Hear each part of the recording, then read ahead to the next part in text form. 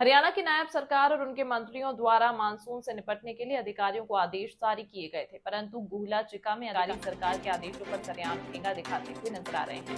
Monsoon शुरू हो चुका है, जिस कारण हिमाचल में नदियां अपना रौद्र रूप दिखा रही हैं और मौसम विभाग द्वारा हरियाणा और पंजाब में भी बरसात होने की संभावना जताई जा रही है। परंतु गुहला के बाढ़ग्रस्त संभावित क्षेत्र में अभी तक किसी भी विभाग द्वारा नहरों, नालों और साइफन की सफाई नहीं करवाई गई। वर्ष 2023 में साइफन साफ न होने के कारण पानी क्रॉस नहीं हुआ था, जिस कारण भारी तबाही हुई थी। पंजाब और हरियाणा के लगभग 2 दर्जन से अधिक गांव बाढ़ की चपेट में आ गए थे। इस बार भी अगर भारी बरसात हुई तो किसानों को वर्ष 2023 की तरह इस बार भी खतरा मंडराता हुआ दिखाई दे रहा है। परंतु हरियाणा के प्रशासनिक अधिकारियों के कानों तले जू नहीं रह रही। अधिकारी मौके पर दौरा करने जाते हैं और अखबारों की सुर्खियां बने रहने के लिए फोटोशूट करवा कर आ जाते हैं। पंजाब के प्रशासनिक अधिकारियों ने भी साइफन की सफाई न होने पर उठाए सवाल। पंजाब के पटियाला जिले के समाना की एसडीएम ऋचा गोयल ने बीते दिनों ही साइफन का दौरा किया था और हरियाणा के प्रशासनिक अधिकारियों पर सवाल उठाते हुए कहा कि अभी तक हरियाणा के अधिकारियों द्वारा धरातल पर साइफन की सफाई नहीं करवाई गई है, जिसके लिए उनके अधिकारियों द्वारा हरियाणा के अधिकारियों से पत्राचार किया गया और वह खुद भी हरियाणा के प्रशासन के अधिकारियों से बात करेंगी और अपने उच्च अधिकारियों को पूरे मामले से अवगत करवाएंगी, ताकि समय रहते कार्य को पूरा करवाया जा सके और आगे बाढ़ आती है तो किसानों को कम नुकसान हो।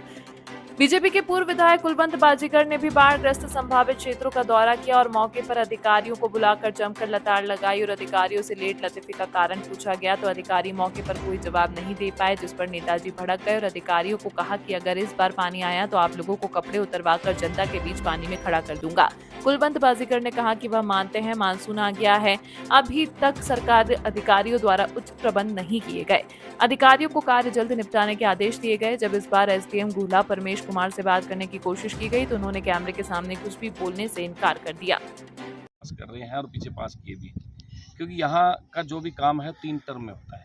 एक तो अर्जेंट, एक मीडियम और एक थोड़ा आने वाले टाइम में थोड़ा यानी कि लॉन्ग टर्म, कुछ ऐसा होता है। 3 टर्म में होता है और जो अभी अर्जेंट थे उन पे काम चल रहा है और वो 1-2 दिन में सारे ही काम कंप्लीट हो जाएंगे। लेकिन उसके अलावा भी मुझे कुछ थोड़ी सी बांध के पास जैसे कुछ वहाँ किसान भी मिले, उन्होंने बताया कि बांध से नीचे से पानी अगली तरफ रिस रहा था, वो मैंने मौके पे देखा और उसके लिए अभी बोल दिया है और वो दो दिन के अंदर वहाँ जेसीबियाँ लगा के और वो ठीक करेंगे और बिल्कुल राहत मिलेगी। श्रीमान जी, मानसून आ चुका है, हिमाचल में बरसात शुरू हो चुकी है, आपकी सरकार का कार्य अभी तक चल रहा है, क्या बाढ़ आने की बात देख रहे हैं? देखिए, कुछ थोड़ा वाला काम जो लेट हुआ है उसके बारे में कहा है, एक्शन साहब को भी मैंने कहा है ये काम में थोड़ी सी देरी है। आपको तो लगता है कि ये काम लेट होने का था? थोड़ा सा लेट है, ये मैं मानता हूँ। बिल्कुल, ये जो बात है सच्चाई माननी चाहिए, ये बात छुपाई नहीं जा सकती। यहाँ के किसानों का कहना है कि अधिकारी आते हैं, फोटो शूट कराकर चले जाते हैं और पिकनिक बनाकर चले जाते हैं, क्या कहें?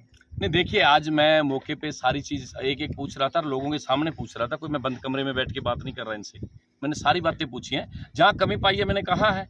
मैंने ये कहा है एक्शन को कि यहाँ इस जगह से वे टूटने का खतरा है, वहाँ गोर बनी हुई है और वहाँ से पानी नीचे से अंदर से रिस रहा था, तो उसके लिए कहा है कि जल्दी करेगा।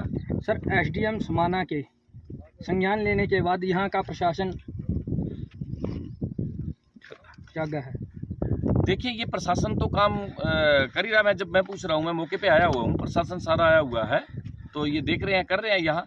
अभी मैंने ये भी पूछा अभी कितने कट्टे तैयार हैं, तो इन्होंने बताया कि 10,000 कट्टे तैयार हैं, लेकिन यहाँ लगभग 1 लाख कट्टा भी कम पड़ जाता है। 1 लाख कट्टे की ज़रूरत है, तो वो भी एक्शन को कहा है कि मिट्टी जल्दी तुरंत भरवा के 1 लाख इकट्ठा रखा जाए। बड़ा सवाल अधिकारियों पर खड़ा होता है कि जहाँ 1 लाख कट्टे की जरूरत है वो 10,000 की जरूरत से पूरा कर रहे हैं। कहीं ना कहीं मानते हैं कि इंजीनियर आप हैं, अधिकारी, उनकी कार्यप्रणाली पर किस तरह विश्वास किया जा सकता है? देखिए, उन्होंने तो जिस तरीके से उनके अपना तरीका है काम करने का, हमने तो सीधा चलना है, उन्होंने तो एक पॉइंट पे चलना है भी किस तरीके से कैसे इकट्ठा करना है।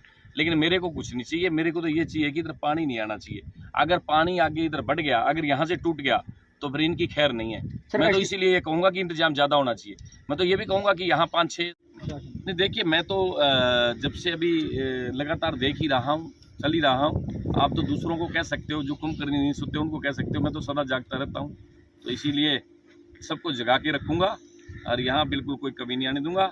और मैंने बोल दिया एक्शनों को कि अगर यहाँ पानी कहीं दिक्कत आई, आपकी कमी से टूट गया और पानी आगे आया, तो उस वक्त कपड़े तुरवा के उसी को बीच में भेजूंगा मैं। आप लोगों के सामने आप वीडियो भर लेना, उस टाइम कहूँगा करो इंतजाम इसका, ये करूँगा इनके साथ में। ठीक, ओके। ਦੇਖੋ ਇਹਦੇ ਰਿਗਾਰਡਿੰਗ ਮੈਂ ਕਹਿਣਾ ਚਾਹਾਂਗੀ ਕਿ ਜਿਹੜਾ ਸਾਡਾ ਡਰੇਨੇਜ ਡਿਪਾਰਟਮੈਂਟ ਹੈ ਟਾਈਮ ਟੂ ਟਾਈਮ ਗਵਰਨਮੈਂਟ ਨੂੰ ਲਿਖਦਾ ਹੈਗਾ ਵੈਸੇ ਤਾਂ as brief to me by the XEN drainage ਕਿ they have already written to the Haryana government but since the ground report is ਕਿ ਉੱਥੇ ਅਜੇ ਕੰਮ ਮੁਕੰਮਲ ਨਹੀਂ ਹੋਇਆ I will again talk to the XEN drainage ਤੇ ਹਰਿਆਣਾ ਗਵਰਨਮੈਂਟ ਦੇ ਜਿਹੜੇ ਕੰਸਰਨਡ ਐਸਡੀਐਮ ਆਪਣੇ ਉੱਧਰਲੇ ਹੋਣਗੇ ਮੈਂ ਉਹਨਾਂ ਨਾਲ ਵੀ ਪਰਸਨਲ ਤੌਰ ਤੇ ਰਾਬਤਾ ਕਰਕੇ ਤੇ ਸੀਨੀਅਰ ਆਫੀਸਰਸ ਨਾਲ ਰਾਬਤਾ ਕਰਕੇ we will get it done ਤਾਂ ਕਿ ਨਾ ਤਾਂ ਹੜ੍ਹ ਦੀ ਮਾਰ ਉਹਨਾਂ ਨੂੰ ਕੋਈ ਪਵੇ ਨਾ ਸਾਨੂੰ ਪਵੇ। ਜਿਹੜੇ